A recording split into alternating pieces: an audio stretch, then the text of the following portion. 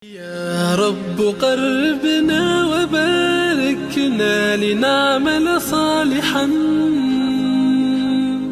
في يدي رسالة التغيير.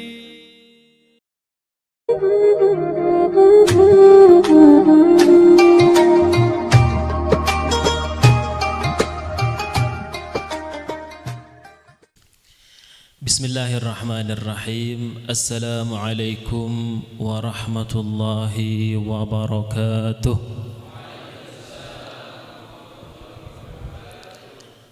Alhamdulillah, wassalatu wassalamu ala rasulillah wa ala alihi wa sahbihi wa man walah ila yaumi liqa'illah. أشهد أن لا إله إلا الله وحده لا شريك له وأشهد أن محمدا عبده ورسوله لا نبي بعده ولا حول ولا قوة إلا بالله. أما بعد, hadirin yang dimuliakan oleh Allah, para ustadz, kiai,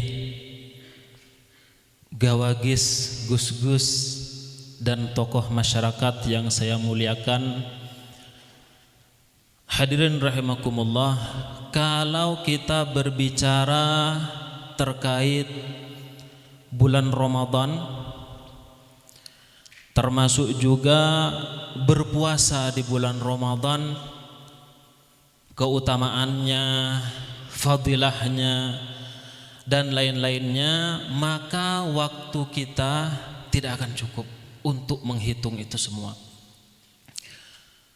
Lailatul Qadar dan apapun yang ada di bulan Ramadan itu sangat luar biasa. Al-Quran juga diturunkan pada bulan Ramadan. Syahrul Ramadan alladzi unzila fihi al-Quran. Hanya saja bulan Ramadan ini jangan kemudian hanya dibuat oleh kita semata-mata ibadah.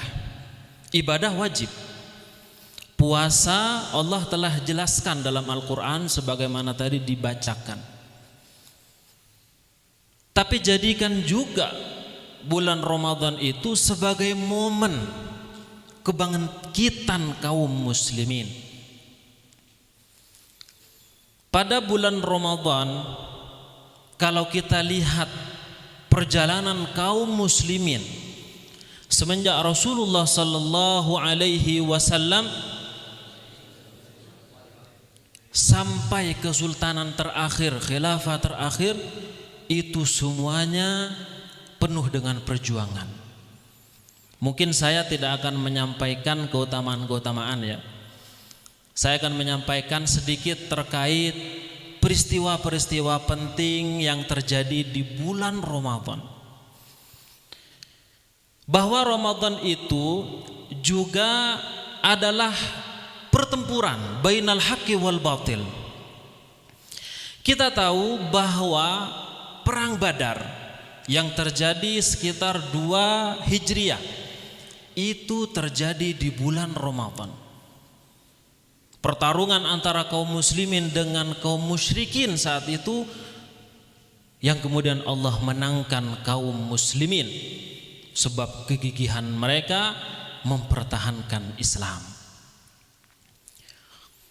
Kemudian kita lihat juga pada saat perang Khandaq atau biasa dikenal dengan perang Ahzab yang terjadi sekitar 5 Hijriah, itu juga terjadi pada bulan Ramadan. Padahal kondisi di Arab sana tidak seperti kondisi kita, saudara. Mungkin kita merasakan panas, ya panasnya seperti itu. Apalagi di Malang dan Batu yang memang kondisinya dingin gitu. Kalau di sana mungkin ada ustadz-ustadz yang pernah umrah ya, bagaimana merasakan panasnya di situ. Tapi kaum muslimin masih sempat berperang. Dan alhamdulillah ternyata menang gitu. Kita lihat lagi, tatkala Rasulullah sudah hijrah ke Madinah, beliau bertolak lagi ke Makkah, akan tapi tujuan besar Fathu Makkah. terjadi sekitar 8 Hijriah. Itu juga terjadi pada bulan Ramadan. Di situ juga menunjukkan simbol-simbol yang selama ini menggerogoti Makkah berupa al-authan wal asnam, berhala-berhala yang berada di sekitar Ka'bah dihancurkan, dijungkir balikkan, bahwa sejak saat itulah Makkah bersih dan suci dari simbol-simbol kemusyrikan. Begitu juga pada Perang Tabuk ya. Perang Tabuk itu peperangan yang mungkin tidak sempat terjadi perang gitu. Akan tetapi orang-orang Romawi sudah lari duluan, sehingga mau tidak mau pemenangnya adalah kaum muslimin. Dan itu juga terjadi pada bulan Ramadan. Dan ini menjadi perang terakhir dari Rasulullah sallallahu alaihi wasallam sampai kemudian Rasulullah wafat, meninggal dunia. Kemudian kita lihat lagi Palestina difatah, dibuka atau dibebaskan oleh Umar ibn Khattab radhiyallahu taala anhu, juga terjadi pada bulan Ramadan. Ini sebelum kemudian dibebaskan untuk kedua kalinya oleh Salahuddin Al-Ayyubi. Jadi yang pertama dibebaskan oleh Umar ibn Khattab pada sekitar 21 Hijriah. Begitu juga pada saat ketika kaum muslimin saat itu melaksanakan perluasan wilayahnya, di sana ada seorang komandan ternama ya, Abdullah bin Sa'ad bin Abi Sarah. Beliau sempat ingin menaklukkan Afrika Timur yang dipimpin oleh Raja Nibua.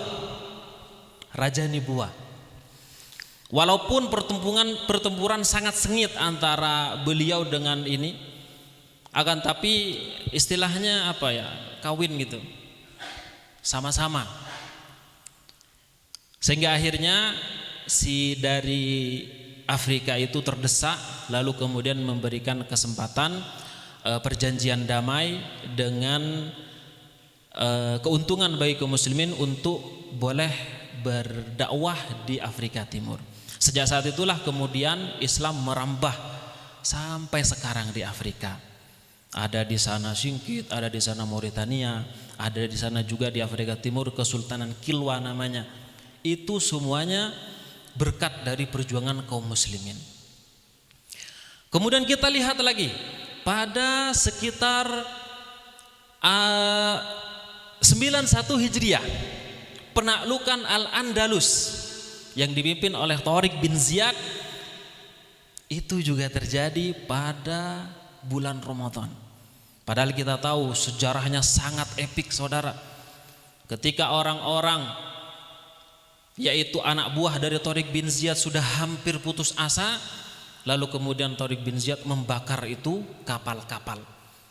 Sehingga kalau kalian lari, itu di belakang kalian lautan, kapal sudah hancur. Kalian maju, di situ ada musuh-musuh, sama-sama mati. Cuman kalau mundur matinya adalah munafik, kalau maju matinya adalah syahid. Tentu kaum muslimin lebih memilih mati dengan syahid. Dan yang terakhir, ada peristiwa yang sangat luar biasa disebut dengan peristiwa perang Ain Jalut. Ain Jalut ini adalah salah satu tempat di mana terjadinya peperangan antara Kesultanan Mamalik ya. Kesultanan Mamalik itu masih masuk bagian dari Utsmani, walaupun ada sedikit perbedaan gitu, tapi dia masih bagian dari Utsmani. Dia bertempur dengan Mongol. Mongol sudah kita tahu ya sejarahnya seperti apa, meluluh lantakkan Abbasiyah, tidak meninggalkan seorang pun, semuanya dibunuh, dihancurkan. Kitab-kitab itu dibakar, dilemparkan ke sungai. Sampai-sampai diceritakan seandainya ada kendaraan lewat di sungai itu, mereka bisa melewatinya saking banyaknya buku kitab yang tenggelam di sungai itu. Tapi pada akhirnya yaitu dikalahkan orang-orang Mongol itu oleh Kesultanan Mamalik dari bagian Utsmani, dan itu juga terjadi pada bulan Ramadan. Jadi saudara, bulan Ramadan ini jangan kemudian diidentikan dengan lemah gitu kan Pak. Ayo kita kajian, waduh saya puasa Pak, saya capek Pak gitu. Ya memang orang puasa ya capek gitu. Kalau ada orang puasa, saya sehat, saya seger saya, itu kan perlu dipertanyakan juga gitu. Ya memang secara umumnya capek gitu. Tapi jangan kemudian jadikan alasan untuk kemudian bermalas-malasan. Mari kita lihat sejarah pendahulu kita dari kaum muslimin. Mereka di bulan Ramadan justru sangat luar biasa untuk membela agama Allah. Karena mereka paham Pak, ngaji, baca Al-Quran di luar Ramadan dengan di dalam Ramadan itu beda Pak.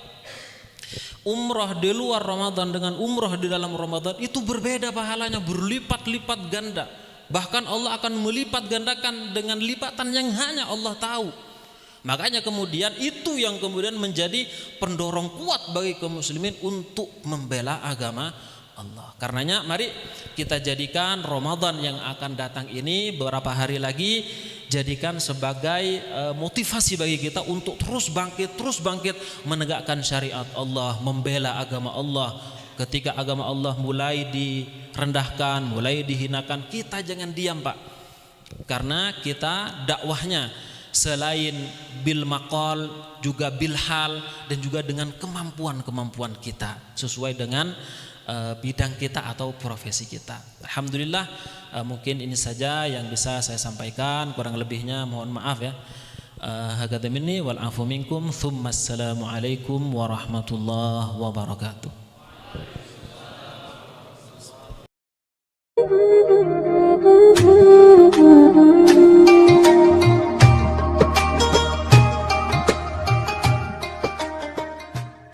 يا رب قربنا وباركنا لنعمل صالحا في يدي رسالة التغيير.